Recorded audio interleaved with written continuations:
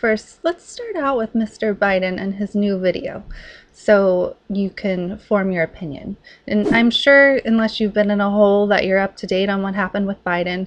Lucy Flores, a former assemblywoman of Nevada, came forward and said that she was inappropriately touched by Biden in 2014. And then a woman from Connecticut came forward saying she was inappropriately touched. And then yesterday, 2 additional women came forward saying they were also inappropriately touched. So this is Biden's response, since the floodgates are now open and more women are coming forward. And honestly, I would not be surprised one single bit if even more women came forward. Biden says, social norms are changing. I understand that, and I've heard what these women are saying. Politics to me has always been about making connections, but I will be more mindful about respecting personal space in the future. That's my responsibility, and I will meet it.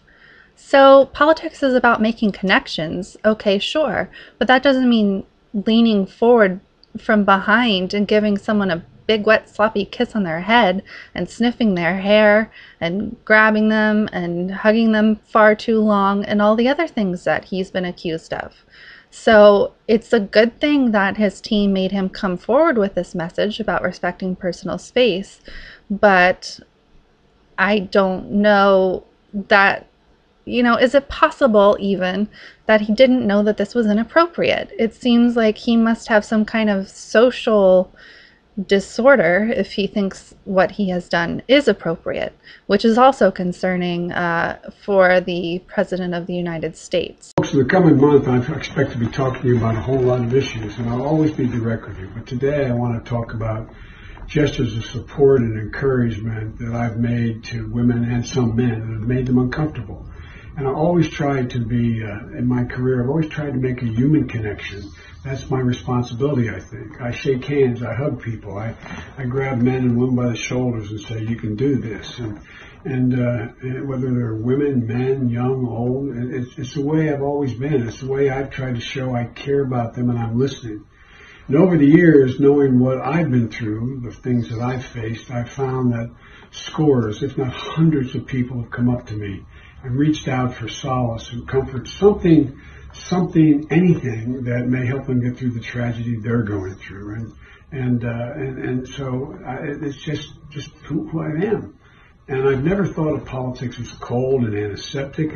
I've always thought it about connecting with people. As I said, shaking hands, hands on the shoulder, a hug, encouragement. And now it's all about taking selfies together. Social norms have begun to change. They've shifted. And the boundaries of protecting personal space have been reset. And I get it. I hear what they're saying. I understand it. And I'll be much more mindful. That's my responsibility, and I'll meet it. But I'll always believe governing, quite frankly, life for that matter, is about connecting with people. That won't change, but I will be more mindful and respectful of people's personal space. And that's a good thing. I've worked my whole life to empower women. I've worked my whole life to prevent abuse. I've written, and so the idea that I can adjust to the fact that personal space is important, more important than it's ever been, is just not thinkable. I will. Okay, so that's been Joe Biden, and his video is interesting. It's interesting because it plays off of the fact, and other people have said this, I believe Nancy Pelosi said something similar to this. It plays off the fact that some people like to get away with certain things by saying, oh, that's just how it was in the old days. Today is different. Yeah, that might be true to a certain extent, but it was never okay to kiss women without their permission, to sniff people's hair, to kiss and sniff children without permission. There's a lot going on here, and it can't all be handed off to the fact that he's been around for a long time, he's been a politician for a long time, and things were just different back then. That's not how it works. I understand him saying that it's a different era, it's the selfie era, people expect more personal space. Those things might well be true, but it's also true that he did wrong. And so in his video, I don't really see him acknowledging that he did wrong. He's saying he's listening, but he's not admitting to being at fault. He's not saying, look, I never had any ill intentions.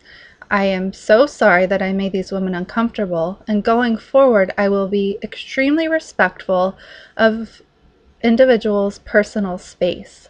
That's what he should have done. And I want to remind you, if you all have already seen it, and I want to inform you, if you haven't seen it, of the 2 additional women who have come forward since Lucy Flores and the woman from Connecticut. So this is a refresher of what I reported last night. Biden has been accused by Lucy Flores of inappropriate touching and kissing, and a second Connecticut woman came forward and also accused him of inappropriate touching. And now in this article we have 2 more. And just to backtrack a little bit, if you're not familiar with Lucy Flores, she is a former assemblywoman from Nevada.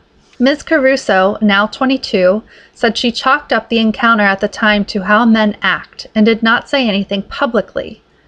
But she said it was particularly uncomfortable because she had just shared her own story of sexual assault and had expected Mr. Biden, an architect of the 1994 Violence Against Women Act, to understand the importance of physical boundaries. It doesn't even really cross your mind that such a person would dare perpetuate harm like that, she said. These are supposed to be people you can trust. And then we have DJ Hill, 59, a writer who recalled meeting Mr. Biden in 2012 at a fundraising event in Minneapolis, said that when she and her husband, Robert, stepped up to take their photograph with the vice president, he put his hand on her shoulder and then started dropping it down her back, which made her feel very uncomfortable. Her husband, seeing the movement, put his hand on Mr. Biden's shoulder and interrupted with a joke. Ms. Hill did not say anything at the time and acknowledged that she does not know what Mr. Biden's intention was or whether he was aware of her discomfort. Only he knows his intent, she said, but norms are changing now, she said, and if something makes you feel uncomfortable, you have to feel able to say it.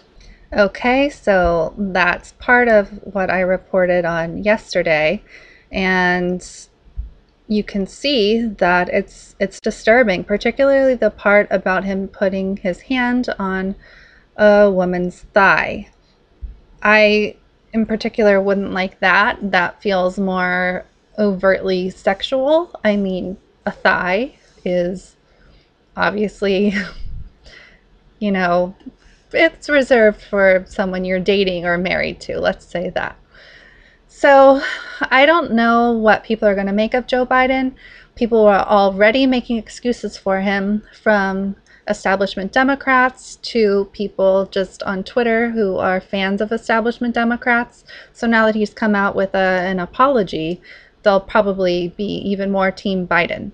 So I don't know where this is going to go. I definitely think more women are going to come forward. As for how it's going to hurt Biden, or if it's going to hurt Biden, I don't know that it is. We'll have to see.